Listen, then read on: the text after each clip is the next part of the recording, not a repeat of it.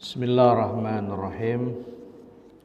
Assalamualaikum warahmatullahi wabarakatuh. Alhamdulillahilladzi allafa baina qulubina fa asbahna bi ni'mati ikhwana. Asyhadu an la ilaha illallah wahdahu la syarikalah. Iyyahu na'budu wa iyyahu nasta'in. Wa asyhadu anna nabiyyana Muhammadan abduhu wa rasuluh. Allahumma salli wa sallim ala nabiyyina Muhammadin wa ala alihi wa ashabihi alladzina amanu wa amilus salihati ila yaumil mau'ud.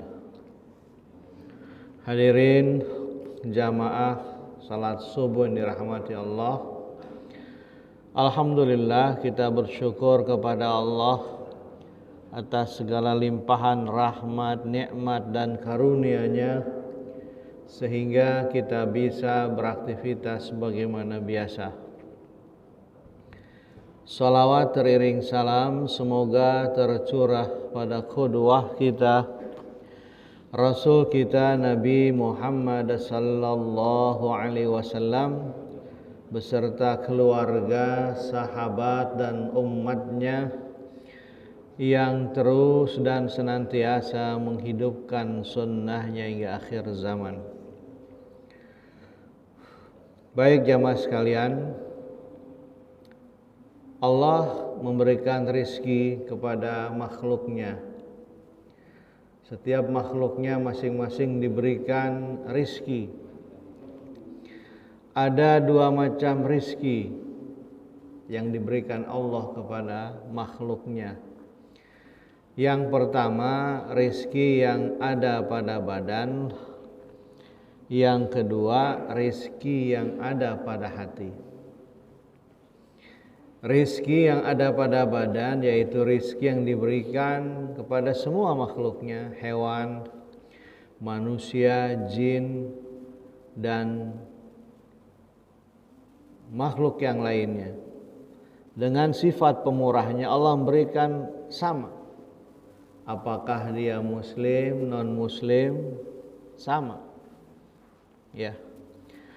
Diberikan rizki berupa kenikmatan, ya, memiliki kendaraan, rumah, sandang, pangan, papan, dan rezeki lahiriah lainnya. Di dalam surah Hud ayat ke-6 Allah menyatakan, wa ma min dabbatin fil ardi illa 'alallahi rizquha wa ya'lamu mustaqarraha wa mustauda'aha kullun fi kitabim mubin. Dan tidak ada suatu binatang melata pun di bumi ini melainkan Allah yang memberikan rizkinya. Dan Dia mengetahui tempat berdiam binatang itu dan tempat penyimpanannya. Semuanya tertulis dalam kitab yang nyata.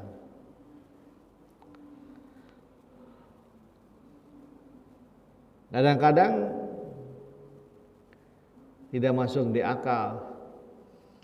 Kalau harimau atau citah makannya antelop wajar, sama-sama punya kekuatan kaki, ya kan? Dia ngejar mangsanya dengan kekuatan fisik.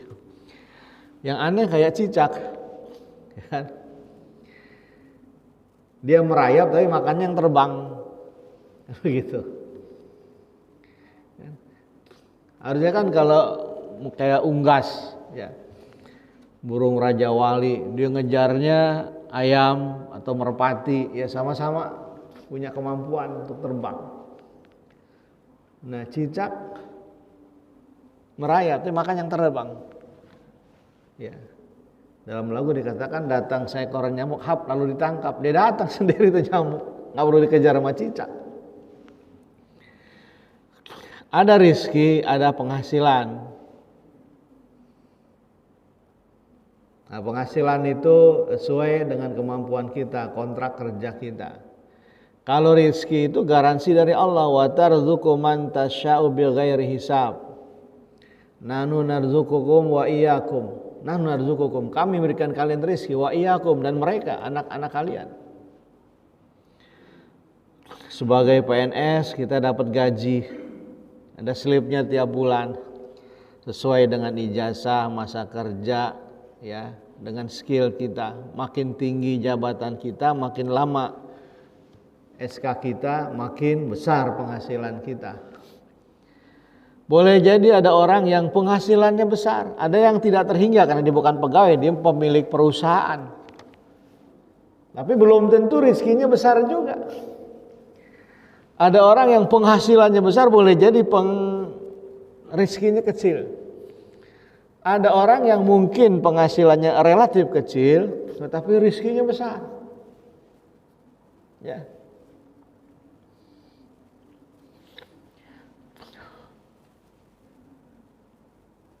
Dia punya kapal pesiar, usahanya apartemen, bisnis, tapi setruk. Penghasilannya besar, tapi kan rezekinya kecil. Tahadus bin Nikmah tahun 2013, kebetulan saya bawa jamaah umroh. Salah satu jamaah itu sepasang suami istri yang ternyata mantan dirut Garuda. Orangnya bersahaja sekali. Kalau yang baik boleh kita sebut namanya Pak ya. Kalau yang jelek jangan. Namanya Bapak Samudra Soekardi. Beliau kakaknya Laksamana Soekardi. Adiknya waktu itu Menteri BUMN di zaman Ibu Mega jadi presiden. Nah, dia diangkat menjadi dirut Garuda. Dan dia memang kemampuannya di bidang penerbangan. Saya tidak tahu kalau beliau mantan dirut Garuda karena tidak pernah cerita. Ya, seperti jamaah biasa, naik pesawat pun ekonomi kelasnya, padahal mantan dirut Garuda. Kelas ekonomi, dengan kita nyampur, dia ikut daftar ya biasa saja. Nah, kalau dia mau minta paket bisnis bisa tuh dengan harga yang berbeda, biasanya 2 kali lipat harganya dari ekonomi. Setelah program selesai, dulu program kita masih ada ke Jeddah, jadi setelah Mekah, Madinah, Jeddah transit 1 malam untuk bersiap-siap pulang ke Jakarta. Nah, ketika saya transit di Jeddah ini, tiba-tiba saya ditelepon sama resepsionis hotel. Tuan ditunggu di lobi oleh perwakilan Garuda Jeddah. Jadi kepala cabang Jeddah Garuda, ada apa ini? Apa mau delay? Apa ada masalah penerbangan? Terus saya turun. Betul, datang kepala cabang, Pak, sebutkan namanya, saya kepala cabang Garuda. Di jamaah Bapak ada namanya Pak Samudra Soekardi. Iya, mantan dirut Garuda. Oh, baru tahu dia itu dirut Garuda rupanya.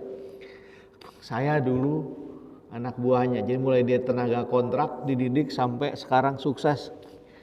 Itu beliau adalah mentor saya ketika di Garuda. Boleh ketemu Pak? Saya panggil ke kamarnya. Kata Pak Samudra, Ustadz ikut aja bertiga, nggak apa-apa ngobrol, nggak ada yang penting kok. Biar saya kenalkan dengan kepala, misalkan pembimbing, Pak tahu ada masalah nanti bisa hubungkan beliau katanya. Dengan maksud direkomendasikan, ikut aja ngobrol.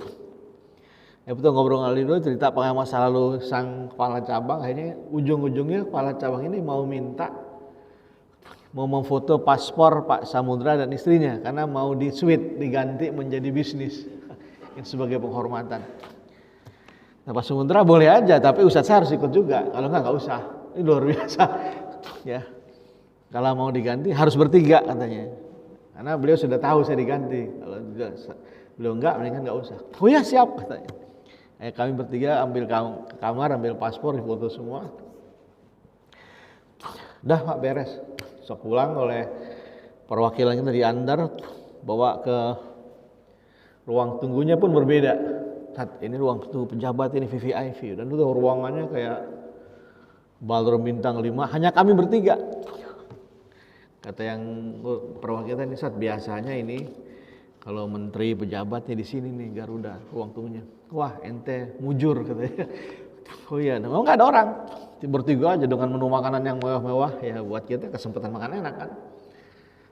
Terus selesai dipanggil pun Beda dengan, karena saya biasa ekonomi kan dibentak-bentak gitu. Kalau pernah umroh ngalamin lah bagaimana perlakuan orang-orang Bangladesh itu kan, kasar kan. Itu enggak, silakan tuan semua. Ikat pinggang, dompet, obat-obatan, kunci disimpan di tempat yang lain. Beda. Masuk duduk dan masuk langsung, kita nggak lewat lagi ke ruang bisnis. Di sebelah saya seorang ibu muda yang kelihatannya high class, kelihatan dari tampilannya orang berada. Kan kalau yang di ekonomi biasanya kita kan makan, nanti nunggu pertama datang biasanya minuman, jus, nanti 1 jam take off baru tawarkan. Bapak ada ikan, ada ayam, ya udah nggak ada pilihan, ikan sama ayam aja udah. Yang kesen yang di ujung Pak, tinggal ikan doang katanya, ya. Kalau dia nggak ada ikan, dia udah nggak dimakan itu kan. Kalau di bisnis udah duduk udah lengkap tuh, makanan, minuman, dan dia modelnya kan seperti kasur ya, bisa tidur itu. Kalau yang di ekonomi paling hanya pertama welcome drink dikasih, kemudian nanti 1 jam makan, nanti tidur dah. Nanti ada lagi 5 jam setelah kita terbang baru dibangunnya lagi untuk makan. Kalau di bisnis tuh bolak-balik, menu selalu ada. Bapak mau apa ditawarkan. Ya kita biasa makannya nggak mahal, begitu makan lahap banget. Sebelah ibu saya ngeliatin, si ibu udah mungkin usia 60 dengan tampilan jet setnya. Ibu nggak makan, terima kasih Pak, makan aja Bapak. Kalau Bapak mau nih makanan saya. Loh enggak, saya ini udah cukup. Kenapa? Waduh, saya diabetes akut Pak, saya bawa beras sendiri. Di Mekah juga segitu banyaknya zam-zam, minum saya cuma sehari 600 mili, ya kan, yang air aqua yang 1 botol. Jadi tampilan dia yang mewah, ya, dicerita tinggal di perumahan mewah, tapi penghasilan dia mungkin besar di atas saya, tapi rezekinya dia, bayangkan segala kemewahan dia nggak bisa nikmati, gitu. Ada ibu di mana kemarin hotel saya di Zamzam Tower, pas yang di bawah jamnya itu, wah itu udah mahal itu. Waduh, tahu saya itu kelas mahal itu, udah jet set kelasnya, ya. Tapi dia nggak bisa apa-apa. Ya. Alhamdulillah kita yang biasa nikmat makan. Ya. Jadi ada orang yang penghasilannya kecil, mungkin rezekinya besar. Nah yang repot, udah penghasilannya kecil, rezekinya kecil juga. Ya, udah gaji pas-pasan penyakitan melulu, ini udah repot nih. Ya. Jadi atau yang nikmat tadi sudah penghasilan besar, rezekinya besar. Jadi Allah berikan rezeki yang ada pada badan kita. Nah, semua diberikan sama. Yang kedua, jamaah sekalian, rezeki yang ada pada hati kita. Rezeki yang ada pada hati kita berupa tauhid, iman yang Allah berikan kepada siapa saja yang Allah kehendaki. Rezeki semacam ini dibawa oleh para nabi dan rasul serta para dai ilallah. Rezeki itu diberikan kepada orang-orang yang spesial, yang enggak diberikan kepada setiap orang. Ya. Makanya ketika paman dan Nabi wafat, Abu Thalib, ahli sejarah mencatatnya sebagai Amul Huzni, tahun kesedihan, tahun duka cita. Karena syoknya Rasulullah, paman yang membelanya, pasang badan buat dakwahnya, wafat dalam keadaan belum Islam. Nabi sedih luar biasa. Lalu Allah mengingatkan dalam firman-Nya, wa innaka la tahdi man ahbabta walakinallaha yahdi may yasha.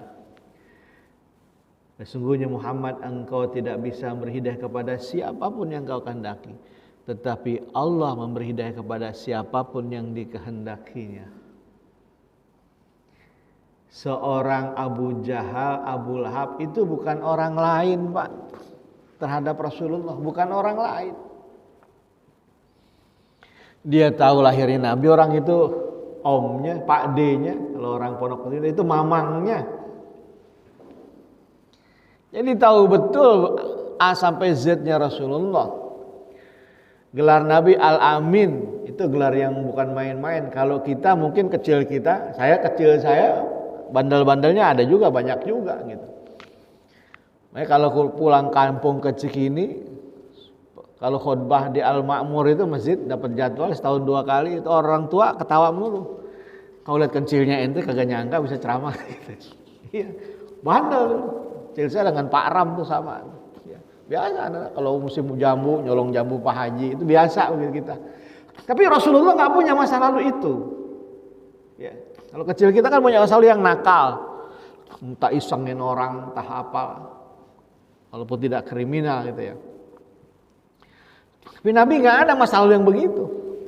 Makanya gelarnya Al-Amin. Dan tuh pamannya lihat, Abu Jahal tahu itu. Ya.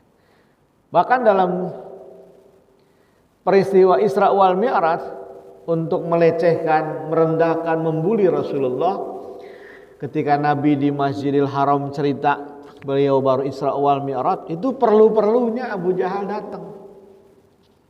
Sekedar ingin mempermalukan Nabi Muhammad. Muhammad, semalam kamu hijrah, katanya Isra Mi'raj ya. Dari Mekah ke Masjidil Aqsa.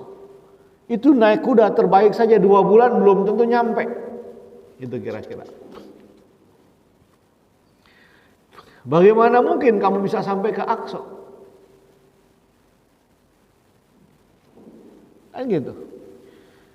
Saya ingin membuktikan kalau kamu punya kemampuan hanya semalam dari Aqsa ke Sidratil Muntaha, melintasi 7 lapis langit. Coba angkat kakimu Muhammad. Pertama yang ditanya bukan itu dulu. Coba ceritakan bagaimana keadaan Aqsa. Karena Abu Jahal ini pembaca, ahli sastra juga. Dia membaca literasi tentang Masjid Al-Aqsa.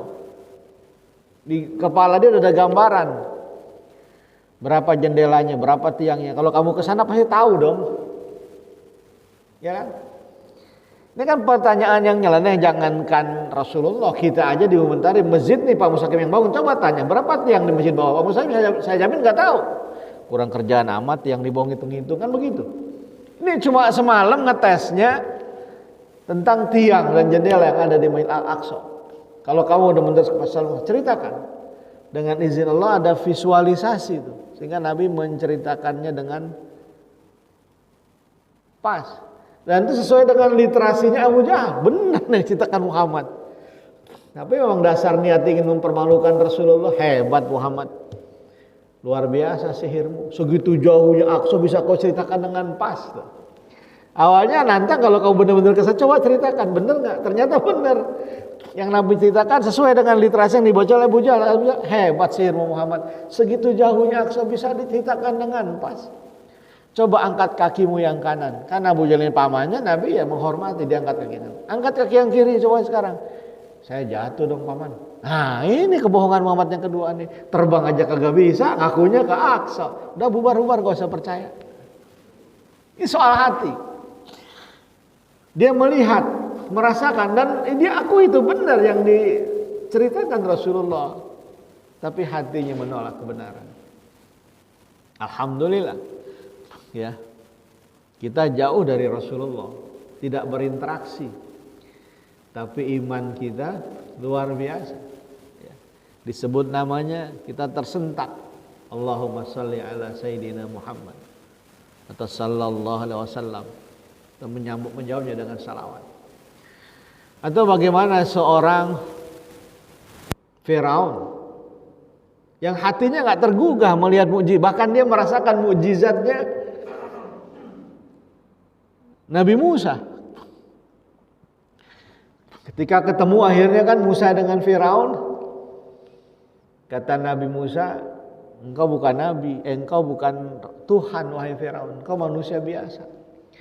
Kalau Tuhan itu punya hak menghidupkan dan mematikan makhluknya. Oh bisa kalau cuma matikan menghidupkan, kata Firaun, gampang. Pengawal ambil 2 tawanan, tawanan diambil, yang satu disembelih sama dia, mati.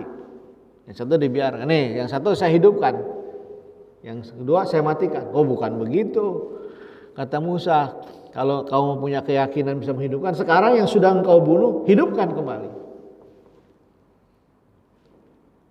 Marah, ya namanya raja nggak boleh marah, nggak boleh salah kan. Nah ya, wahai Musa, kalau engkau seorang nabi, setiap nabi dan rasul pasti punya keistimewaan. Lawanlah tukang-tukang sihir saya. Dalam tafsir dikatakan 60 ahli sihir. Ya bayangkan kalau tukang sihir itu pengawalnya Firaun. Logika yang gampang, pengawal presiden kira-kira tentara abal-abal apa tentara khusus? Pas Pampres. Ya. Setahu saya namanya Pas Pampres itu diambil dari kesatuan elit.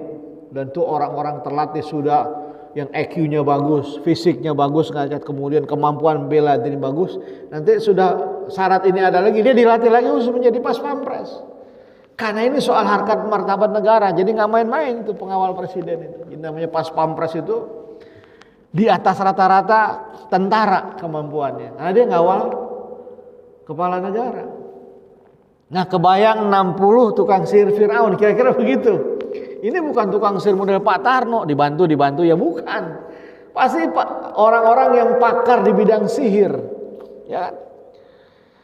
Ketika diminta melawan Firaun itu, yang minta Firaun pasti bukan tukang sihir yang abal-abal ini, bukan yang di kelas-kelas showbiz. Ini udah ahli semua.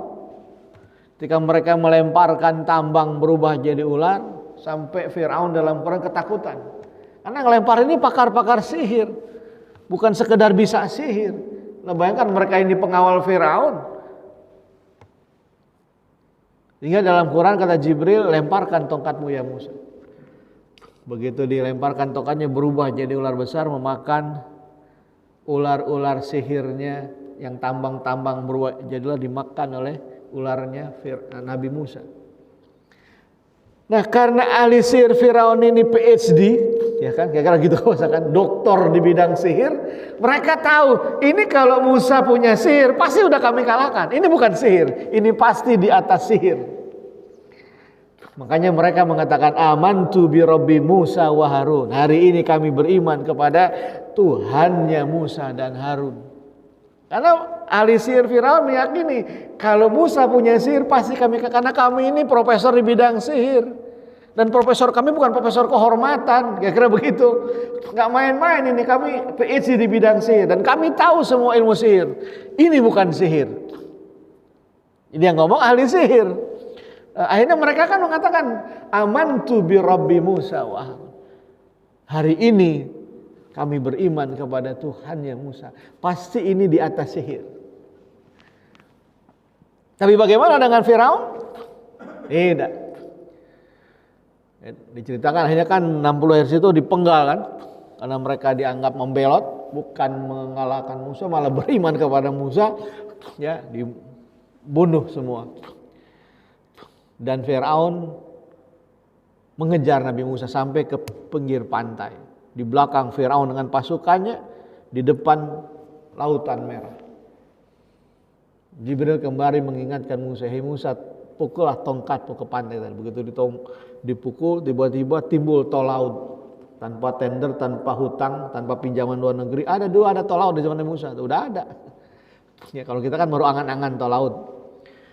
Pukul keluar jalan tol tengah laut. Allah selamatkan dia sampai di tengah, dan Firaun menikmati mukjizat Nabi Musa. Kan begitu ceritakan. Dia ikut menikmati mukjizat Nabi Musa. Bukan hanya melihat, dia menikmati mukjizat Nabi Musa. Ketika akhirnya Nabi Musa sampai ke pinggir pantai, kata Jibril, pukulkan kembali tongkat kamu ke tol laut itu. Dipukul, tenggelam semua. Kecuali nanti Firaun dalam Quran yang ditimbulkan oleh Allah, yang sekarang muminya ada di Mesir. Artinya apa? Seorang Firaun yang pernah menantang Nabi Musa, yang tukang sihirnya beriman, dan dia menyaksikan itu. Kan dia yang nyuruh, menyaksikan pertarungan itu. Bahkan dia juga menikmati mukjizat Nabi Musa ketika dia melewati Laut Merah. Tapi tidak dapat hidayah dari Allah karena sudah tertutup. Fi qulubihim maradun fazadahumullahu marada. Dalam hati mereka ada penyakit dan Allah tambahkan sakit mereka, tertutup. Jadi hatinya tertutup, enggak melihat kebenaran itu. Sampai akhirnya ditenggelamkan Allah. Kayaknya inilah nikmat yang terbesar adalah nikmat atau rizki hati yang Allah berikan pada kita. Yang enggak diberikan kepada orang-orang, kepada setiap orang. Boleh jadi dengan kemampuan penghasilan kita bisa beli kasur yang mahal. Tapi ada jaminan nggak kita bisa membeli nyenyaknya tidur? Ya?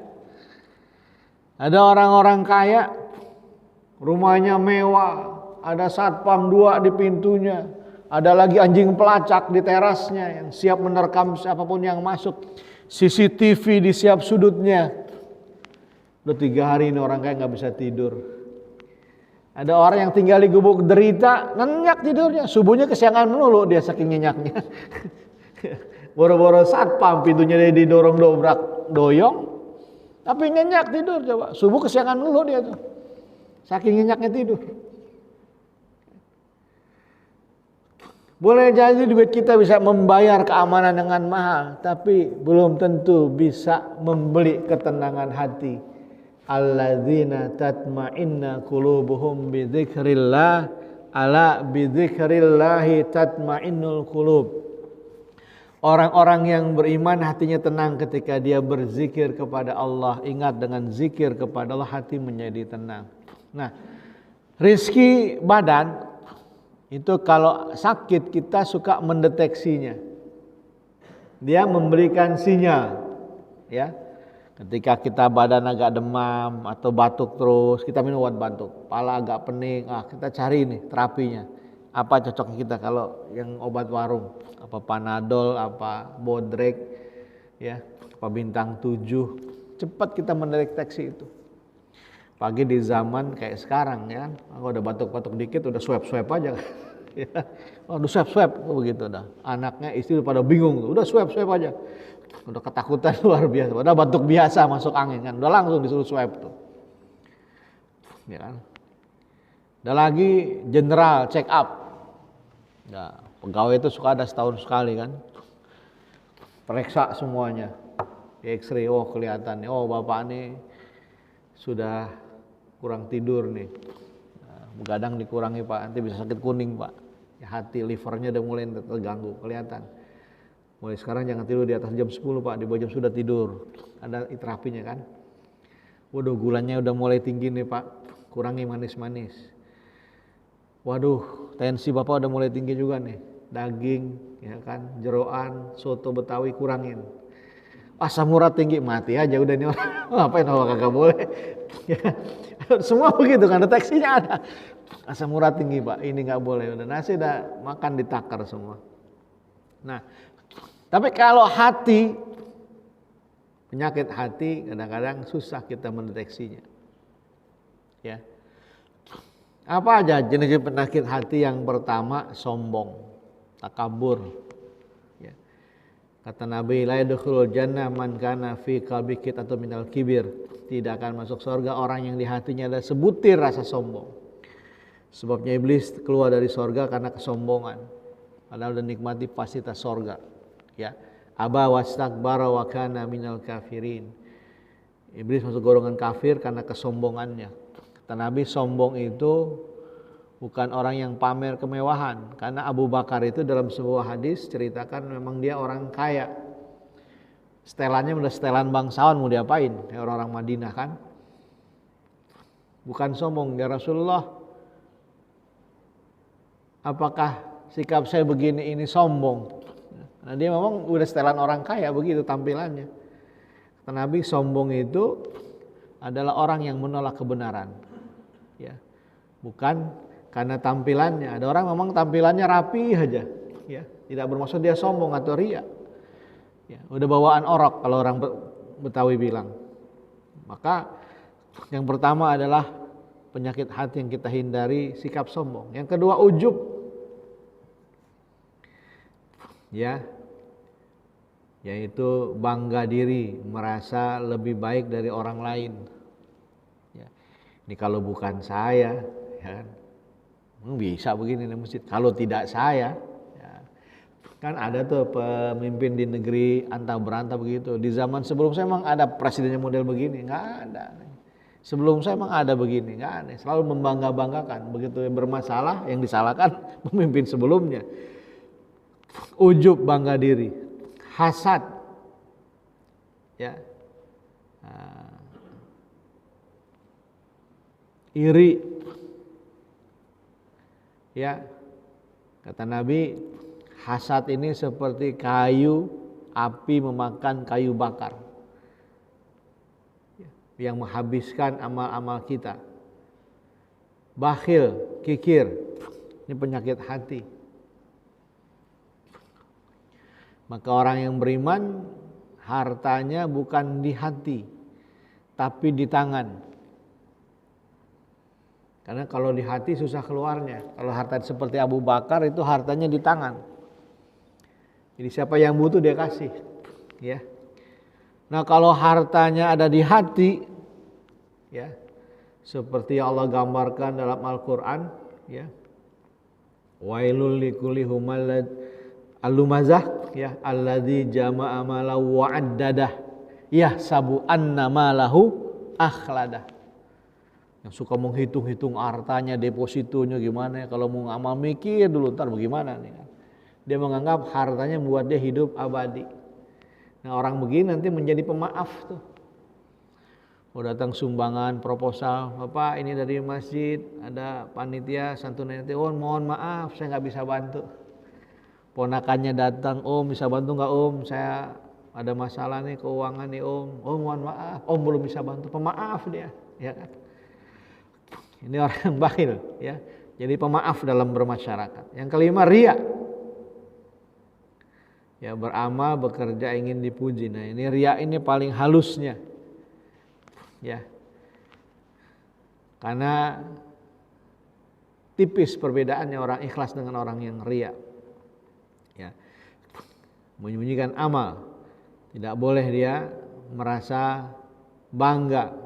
Kalau nggak dipuji-puji, nggak disebut-sebut dalam beramal, dia merasa gundah, gulana. Ya. Ini orang-orang yang riya. Nah, kalau penyakit fisik kita bisa kedeteksi di badan terasa. Kalau pusing cepat kita minum Bodrek, Panadol. Begitu kita general check up, langsung kita antisipasi tuh mana yang kita kurang-kurangi makannya.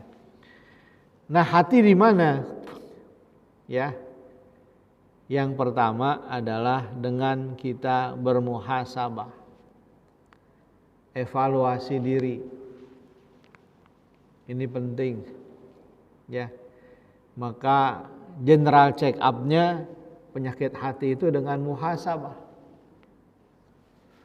Diceritakan di dalam buku kehidupan para sahabat. Tiap kali menjelang dia lewat, namanya Sa'ad bin Abi Waqqas, selalu Nabi bilang akan melewati kita calon penghuni sorga. Lewat dia, Sa'ad bin Abi Waqqas. Hari kedua Nabi juga ngomong akan melewati kita calon penghuni sorga. Lewat juga orang yang sama, Sa'ad bin Abi Waqqas. Hari yang ketiga Nabi juga bilang akan melewati kita calon penghuni sorga. Lewat orang yang sama.